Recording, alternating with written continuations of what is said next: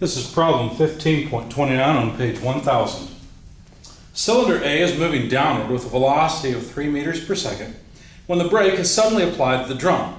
Knowing that the cylinder moves 6 meters down before coming to rest, and assuming uniformly accelerated motion, determine A, the angular acceleration of the drum, and B, the time required for the cylinder to come to rest. Okay. The system looks something like this. Got a cylinder pivoted on ground. Got this mass hanging off of it. It's moving downward with an initial velocity. Let's see, did I get this right? Yeah, 3 meters per second. So my typical XY coordinate system. The radius of this drum or wheel or whatever it is 0.25 meters. They may have given it to us as 250 millimeters, I don't remember. But we know that it moves down by a distance of 6 meters. And we're supposed to find the acceleration of the disk, the angular acceleration, and the time for the final angular speed to be 0. Because apparently the weight comes to rest, it comes to rest, and with uniform acceleration. Therefore, it only moves down 6 meters. That's it. This is the final position, and it has no velocity at that point.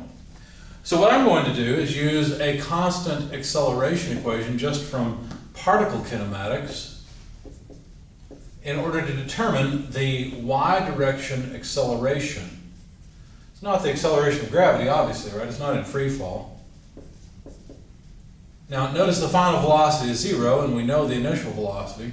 So from this, we should be able to determine the acceleration in the y direction. And when you rearrange and solve for it, you get negative v naught squared over 2 delta y. Be careful.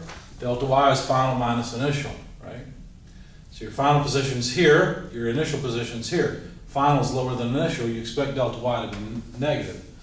Right? In other words, the acceleration is upward, right? It's not downward.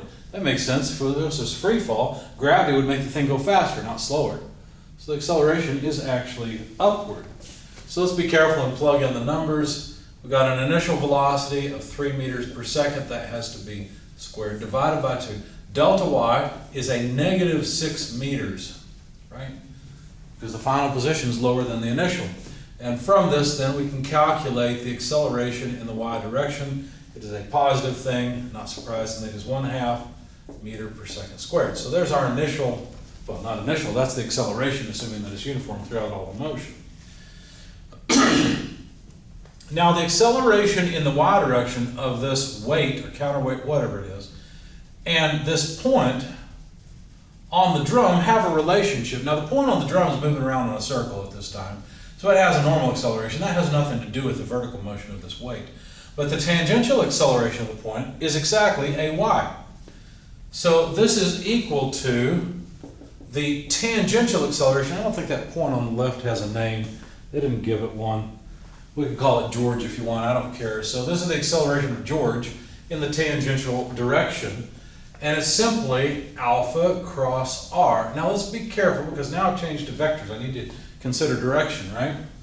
What r am I talking about? Well, I need to go from a point on the body. What body am I talking about? I'm talking about the wheel, right? This relationship is just a kinematics relationship because it's a rope, and the rope doesn't stretch or shrink, okay? And of course, we know that acceleration should end up being in the j direction. Let's see if it comes out that way. Well, in fact, it'll have to because we're going to solve for an unknown alpha. But it would be alpha cross r. R from what? Well, from a known point on the same body that's fixed, that has no acceleration, so we can write a 0. In other words, the center of this wheel out to that point. So that is in the negative I direction. In other words, alpha is in the k direction, positive or negative, I don't know. We'll worry about that later.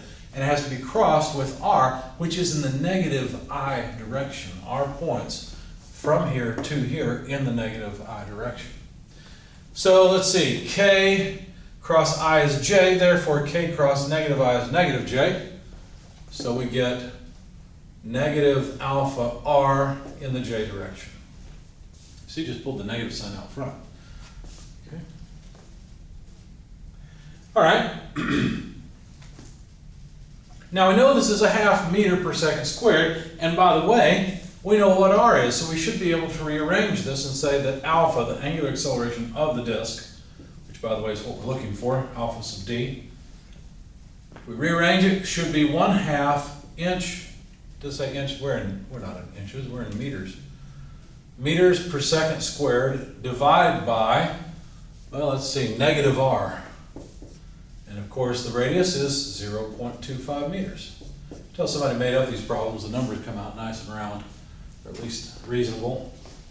So this is -2 radians per second squared. And that's the angular acceleration of the disk. Does that make sense? Well, sure, the disk is rotating in the positive direction. Omega must be going like that, right? Because the weight's moving down.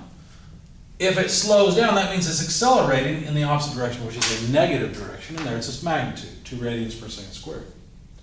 Now, the other question they had for us was, how long does it take before this comes to rest?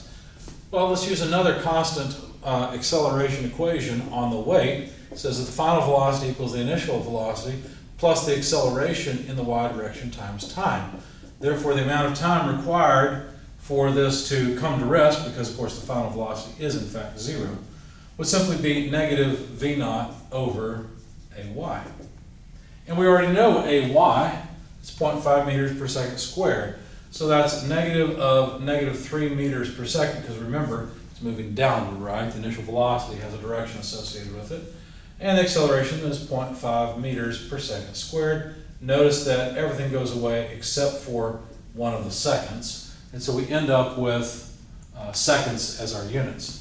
So 3 divided by 1/2 is the same thing as 6. So it takes 6 seconds for this wheel and the counterweight to come to rest.